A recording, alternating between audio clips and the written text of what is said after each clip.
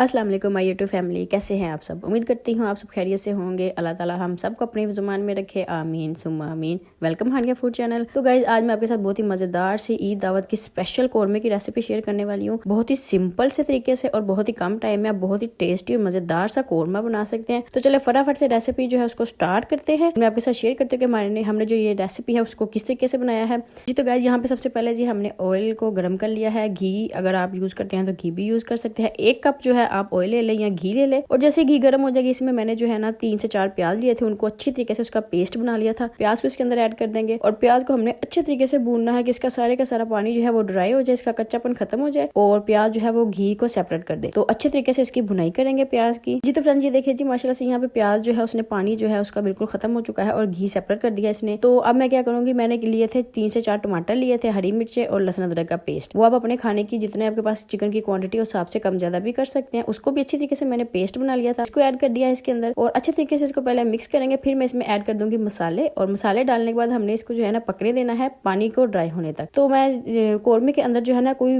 भी इस तरह के ज्यादा सारे मसाले नहीं ऐड करूंगी, बिल्कुल सिंपल से मसाले ऐड करेंगे इसके अंदर। उस सिंपल से मसालों से ही हमारा बहुत ही मजेदार सा कौरमा रेडी होगा। तो सबसे पहले जी मैंने इसमें ऐड कर देनी है लाल मिर्च का पाउडर। तो पिसी हुई लाल मिर्च ऐड करूंगी मैं इसमें 2 खाने के चम्मच, क्योंकि मेरे पास जो चिकन है वो थोड़ा ज्यादा है तो इसलिए मैं ज्यादा बनाऊंगी। मेरे मसाले जो है सॉरी वो ज्यादा ऐड करूंगी। हाफ चम्मच जो है मैं इसमें ऐड कर दूंगी हल्दी का और इसके साथ ही हमने इसमें कर देना है जी पिसा हुआ सूखा धनिया ऐड करना है 1 चम्मच भर के।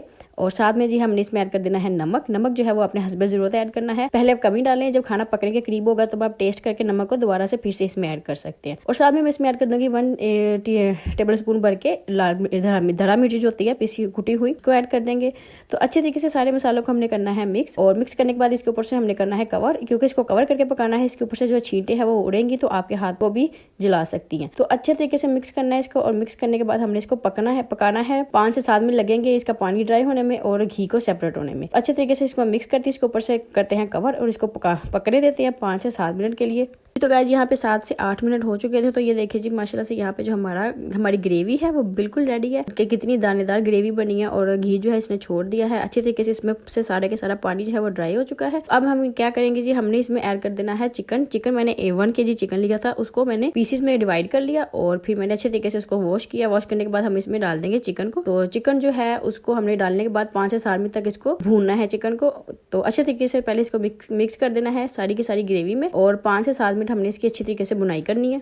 7 मिनट तक मैंने चिकन को जो है अच्छे तरीके से भून लिया है। तो ये देखिए चिकन ने जो है पानी भी छोड़ा हुआ है और घी भी एक साइड से ऊपर से साइड पे होना स्टार्ट हो गया है। अच्छे तरीके से मैंने इसको भून लिया है चिकन को। अब हमने क्या करना है जी, हमने इसमें ऐड करना है पानी और पानी हमने इसमें डालना है 1.5 कप के करीब, क्योंकि चिकन जो है थोड़ा सा सख्त है, चिकन भी गल जाएगा और इसमें पानी डालने से इसकी जो ग्रेवी है वो भी बड़े मजेदार सी बनेगी। तो आप इसको चाहे तो रोटी के साथ भी खा सकते हैं, चाहे तो चावलों के साथ भी खा सकेंगे। इस तरह की इसकी ग्रेवी होगी। यहाँ पे ये भून चुका है अच्छे तरीके से। अब इसमें ऐड कर दूंगी पानी। तो 1.5 कप पानी इसमें ऐड कर देंगे और पानी ऐड करने के बाद इसको पकाएंगे हम पूरे 10 मिनट के लिए। 10 मिनट से ज्यादा नहीं पकाना है इसको। तो 1.5 कप पानी डालने के बाद इसको 10 मिनट तक हमने पकाना है। इसको कर देना है ऊपर से कवर। ऊपर से कवर करने के बाद इसको लो टू मीडियम फ्लेम पे हमने पूरे 10 मिनट तक पकाना जी। तो फ्रेंड्स पूरे 10 मिनट हो चुके हैं और पूरे 10 मिनट के बाद हम इसका ढक्कन उठाते हैं और देखते हैं जी हमारे सालन की क्या सूरत हाल है। तो ये देखिए जी माशाल्लाह से बहुत ही मजेदार सी खुशबू आई है इसका ढक्कन उठाते ही। और ये देखिए जी कितने मजेदार सी ग्रेवी जो है वो पतली भी नहीं है और गाढ़ी भी नहीं है बहुत ज्यादा। तो आप इसको चावल रोटी या नान किसी के साथ भी खा सकते हैं। तो सबसे पहले नीचे से मैं चूल्हा बंद करूंगी और चूल्हा बंद करने के बाद ये देखिए जी कितनी जबरदस्त, ना तो बहुत थिक है और ना ही बहुत ही पतली ग्रेवी है इसकी। बहुत ही मजेदार सी बनी है। थोड़ी देर ये पड़ी रहेगी तो थोड़ी सी और थिक हो जाएगी तो आपकी रोटी नान या चावलों के लिए बिल्कुल बेस्ट होगी। तो यहाँ पे हमारा सालन बिल्कुल रेडी है। तो इसके अंदर मैं सबसे पहले डालूंगी गरम मसाला, क्योंकि मैंने इसमें किसी भी किस्म के साबुत मसाले नहीं ऐड किया है तो इसलिए मैं इसमें